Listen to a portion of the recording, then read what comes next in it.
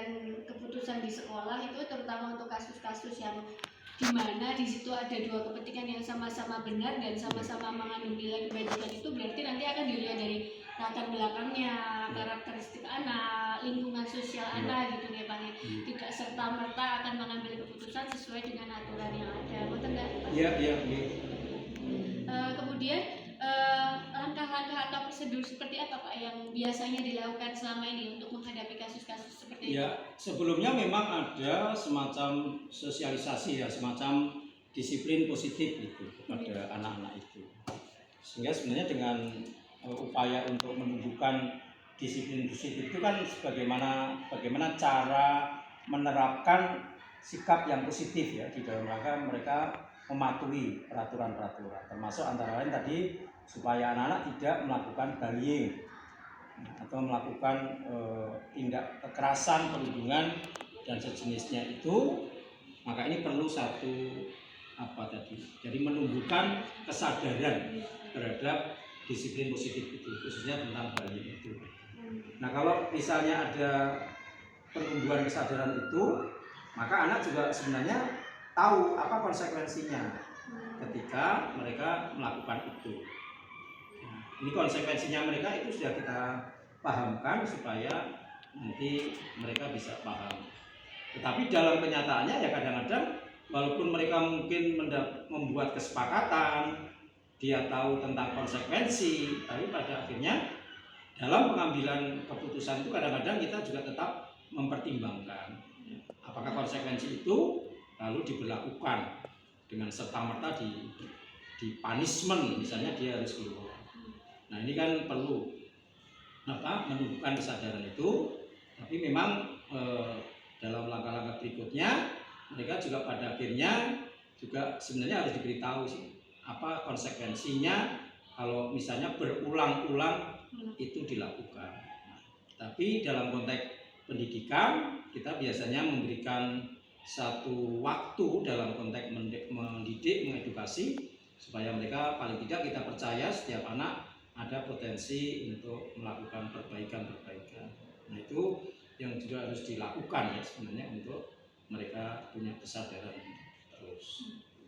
Berarti sosialisasi dan pendampingan nih Pak, sosialisasi untuk membentuk karakter biar anak paham dan sadar nih akan buruknya dampak dari bullying gitu Pak. Ya, itu karena pada akhirnya kan disiplin positif itu kan pembentukan karakter ya, supaya mereka sadar bahwa ketika saya melakukan ini maka paling tidak punya konsekuensi ini kan. Nah, itu kita harapkan mereka bisa paling tidak merumuskan kesepakatan-kesepakatan itu, merumuskan harapan-harapan itu, dan akhirnya dia juga berani bertanggung jawab jika nanti ada sesuatu yang mereka langgar. Kemudian hal apa saja Pak yang selama ini Pak Bani anggap efektif dalam pengambilan keputusan untuk kasus-kasus yang ada di dalamnya, termasuk dilema etika Pak? Ya, kita lakukan tentu tadi sosialisasi yang pertama, dan itu menumbuhkan satu kesepahaman seluruh warga sekolah untuk dia tahu yang harus dia lakukan, dan kemudian yang kedua ya nanti ada satu kesepahaman apa konsekuensi yang harus diterima jika itu dilakukan. Dan ini satu tim, kan di sekolah ada TPPK ya, itu yang kemudian harus secara intensif ya untuk melakukan tadi paling tidak mendeteksi kira-kira ada enggak fenomena anak-anak yang berpotensi melakukan perundungan baik secara verbal maupun secara fisik. Nah, kemudian yang kedua ya paling tidak mitigasi itu penting ya untuk mendeteksi adanya potensi-potensi tindak kekerasan itu. Nah, kemudian ini perlu diantisipasi jika itu perlu untuk anak-anak yang kira-kira sudah pernah ya paling tidak melakukan tindakan seperti itu. Jadi kalau di SMP 1 kan pernah ada terjadi dia pada satu waktu melakukan hal yang sama, kemudian apakah kemudian pada waktu yang lain dia akan mengulang kejadian yang sama.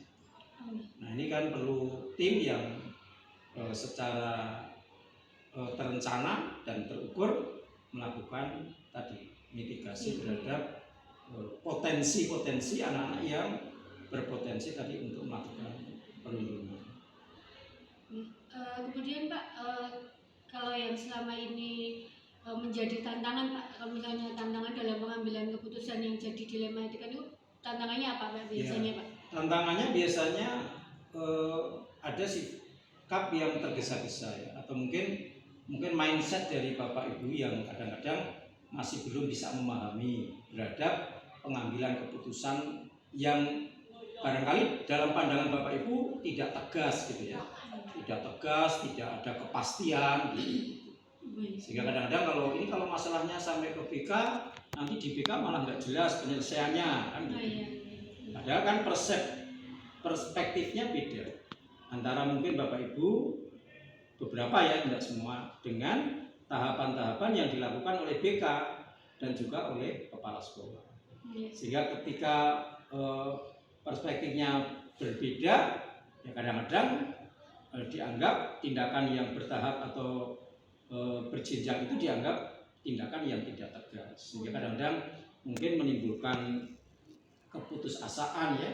Bapak Ibu kalau begitu nanti kita tangani sendiri, contoh bahwa perspektif dari Bapak Ibu kadang-kadang bisa berbeda dengan bagaimana cara pandang guru-guru yang sudah selama ini memang kemudian bergelut dengan bagaimana menangani masalah itu secara efektif, secara komprehensif ya. Jadi penanganan secara komprehensif itu penting, karena kalau kita tidak melihat itu sebagai sesuatu yang komprehensif, kita hanya melihat kejadian pada hari itu dengan mengabaikan latar belakang, motif, macam-macam itu, maka kadang-kadang itu justru ya memberikan punishment kepada anak yang tidak tepat. Ya Pak, tantangannya itu sebenarnya malah dari internal ya. Bisa dari internal, bisa dari eksternal, dari orang tua. Jadi orang tua kadang-kadang kalau misalnya anak ini melakukan kekerasan, ini mestinya dikeluarkan. Atau bahkan ada orang tua yang pernah datang ke sekolah yang minta langsung menangani sendiri anak itu. Jadi ada anak yang kemudian minta langsung orang tua dipertemukan dengan anak yang melakukan bullying kepada anaknya. Ini kadang-kadang tantangannya juga dari orang tua yang belum memahami tahapan-tahapan atau keputusan-keputusan yang diambil sekolah, dan keputusan oleh sekolah itu pasti mempertimbangkan banyak aspek ya, banyak hal dari internal dan eksternalnya Pak, tantangannya. Kemudian apakah Pak Bani memiliki sebuah jadwal gitu Pak untuk penyelesaian kasus dilema etika, atau mungkin akan saat itu menyelesaikan di tempat, atau memiliki memang ada kayak time schedule untuk menyelesaikannya, misalnya untuk kasus A time schedule-nya seperti ini gitu.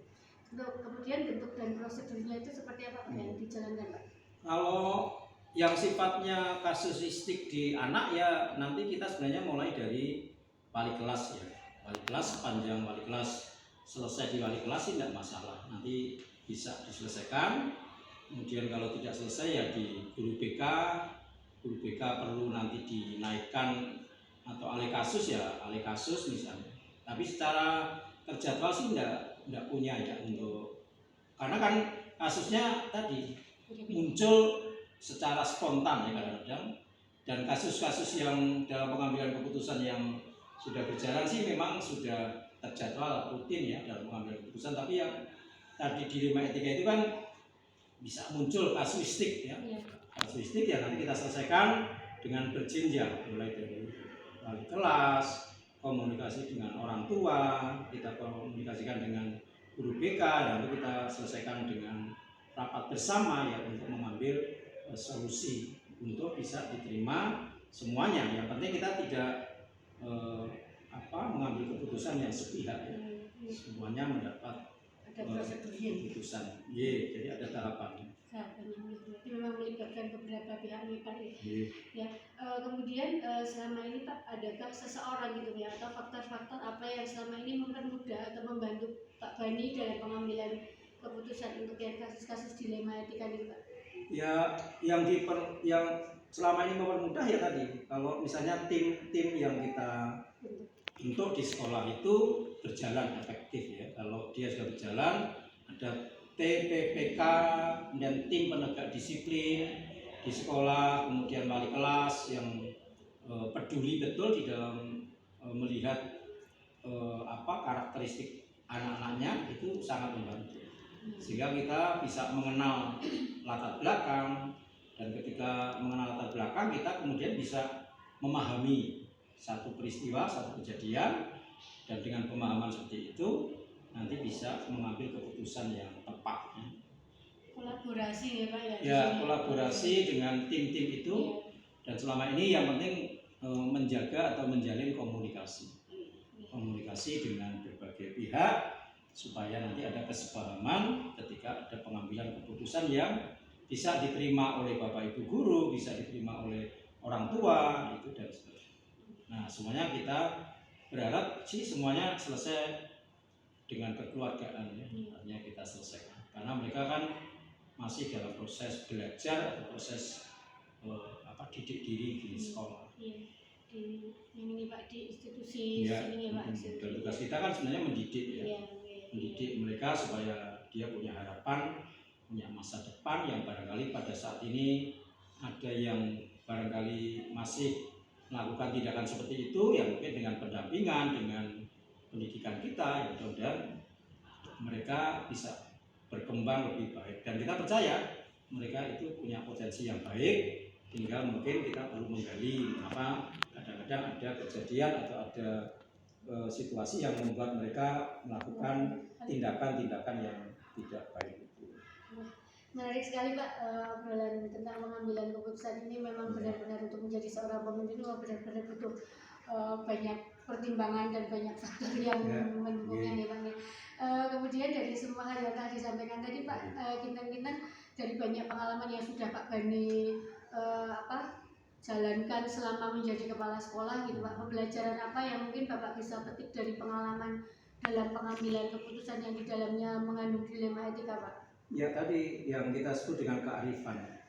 Jadi ada kearifan untuk melihat situasi itu secara komprehensif ya, secara menyeluruh. Setiap peristiwa, setiap kasus itu paling tidak kita gali. Mengapa seseorang melakukan ini, mengapa seseorang melakukan itu, tadi dengan tidak mengesampingkan aspek-aspek yang melatar belakanginya dari lingkungan keluarga, lingkungan pergaulan atau lingkungan sosialnya, lingkungan teman sebayanya dan seterusnya itu. Nah, sehingga kalau misalnya ada muncul kasus-kasus yang seperti itu yang tadi tidak normal tadi, maka kita kemudian bisa melakukan pendampingan, kemudian yang penting mengambil keputusan yang tepat ya.